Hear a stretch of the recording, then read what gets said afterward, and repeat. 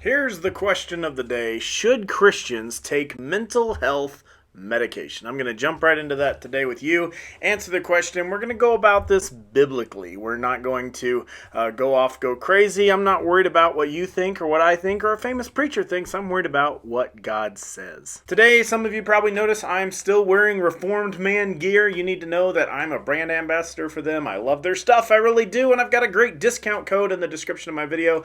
But today I'm wearing the Reformed Man polo, which I've usually just worn their t-shirts. And it's really nice. It's kind of subtle. It's got the little mark right there. And so, like, if you're around your friends with really bad theology and you're just not able to go after it today, and you just need to like tone it all down, then the Reformed Man graphic tees aren't for you, because it's going to trigger them as they get really mad about the sovereignty of God. So you can wear your like down low Reformed Man thing, kind of still be reformed but not too loud.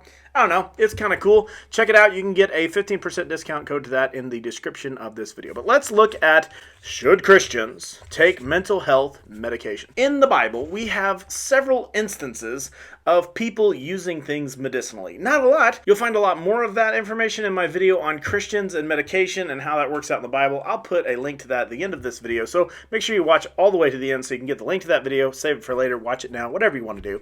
But let's look at this. Mental health is kind of a funky deal because I think it's had a big stigma for a long time.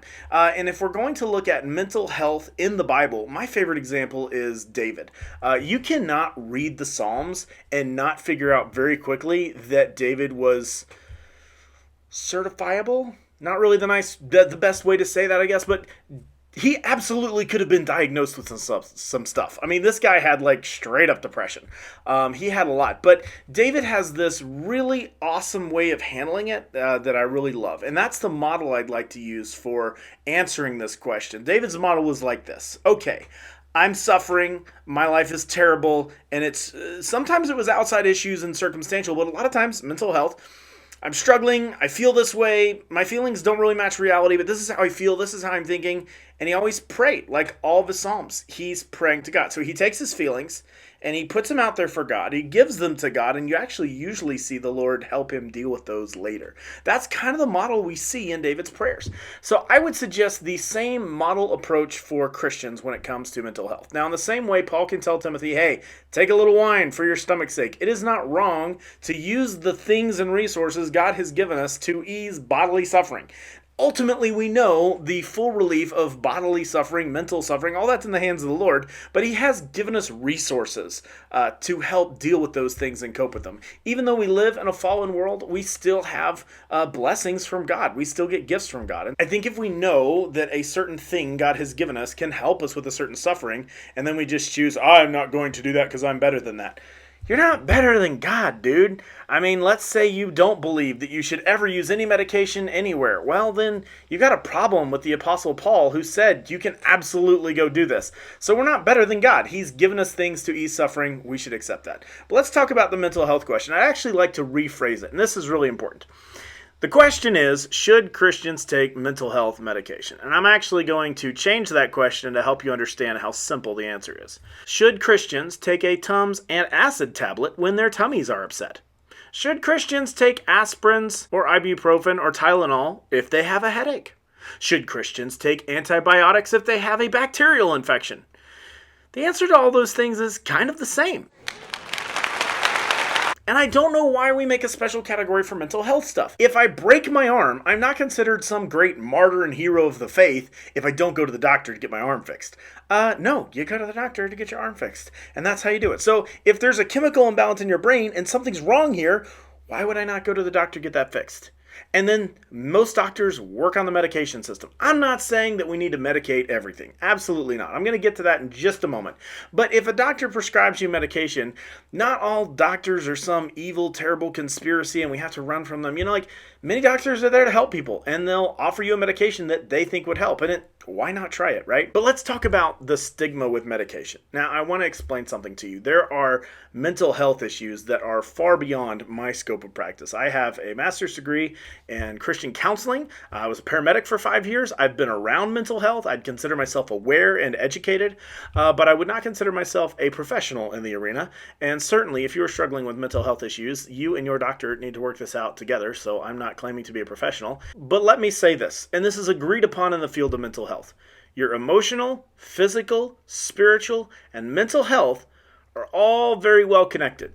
Here's the only issue I see with taking medication for mental health. If you neglect your spiritual health, your emotional health, and your physical health, and then you only take medication to fix the mental health, I think you've skipped part of the process. I believe in holistic health. So our bodies, we're supposed to take care of them, right? You should do something to be keeping track of your physical health.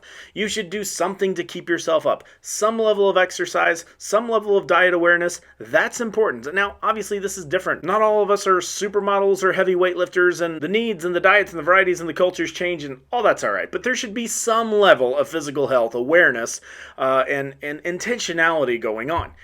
Emotional. Most people have not even bothered to deal with their emotional health. You need to check your emotional health, because sometimes if we can just figure out the feelings that are going on inside, we can make drastic steps toward health in the mental health side of things. Spiritual health. If you're neglecting your spiritual walk with God, you've got no business taking mental health medication yet. Like, we gotta really start where we start. God is the one who fixes all the brokenness. He's the one who redeems broken people. Like, where's your Bible reading at? Where's your prayer? Are you accountable? Are you gathering regularly with an assembly of local believers? So is your spiritual health being taken care of? And so once we've dealt with your physical health and your emotional health and your spiritual health, then we need to look at your mental health. There are times when dealing with emotional, physical, and spiritual health does not fix the mental health problem, does not bring us to full mental health. And in that case, it's time to look at interventions. What needs to happen? And when I say intervention, I'm speaking paramedically, as we would say, let's intervene, let's introduce something new to this scenario, let's change the status quo to get a different result, and then we're going to titrate to effect. So the way I would see that is, let's explore the options with a certified mental health professional. And please, please, please hear me on this. When I say certified mental health professional, I mean that. Obviously, I think a Christian certified mental health professional is like top tier. This is as good as it gets. There are pastors who think that because they know the Bible, they're qualified mental health experts. That is wrong, that is false, and they're probably going to hurt people. It's just unethical.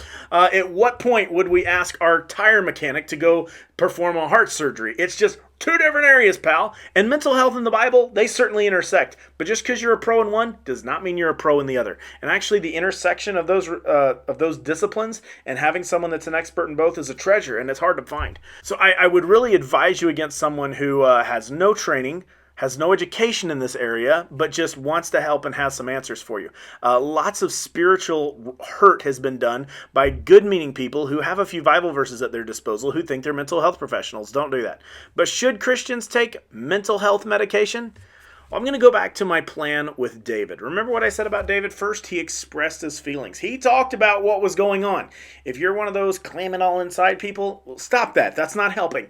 He talked about what he had, and then he put it to the Lord. And he said, Lord, this is what's going on. I need help with this. Sometimes he's just like, hey, break everyone's teeth, man. I mean, David, whew, that man could get hot. But David took his feelings, and he gave them to the Lord, and then the Lord usually gave him an answer back. Have you prayed about it? Like, sit down with a loved one, someone that cares about you, and pray about it. If you feel weird at all about taking mental health medication, pray about it. Ask a professional. At some point, you're just going to have to trust the advice of someone else. We don't always know what's best for ourselves. And it's absolutely okay to say, doctor, I'm kind of putting some of this stuff in your hands. I need some help. Please help me. And then see where you can go from there. But pray about it. Pray about whether you should do it or not. But if anyone tells you that it's always wrong for Christians to take mental health medication, that person is ignorant, that person is uninformed, and they're twisting scripture to pull that off. That's just not right. If you feel like you might need to be taking mental health medication, I'm going to put a link in my description. I'm on the board of directors for a counseling center called Restored Life, and Dan Stevens, a counselor friend of mine, has put together a free questionnaire where you can kind of get an idea of your mental health, and you can go through this questionnaire and get some recommendations for what you should do. And I'd recommend recommend that you start there as the process of making sure you're taking steps in your mental health journey. If you like this video, please make sure to subscribe, like, hit the notification bell so you can get more content as it comes out.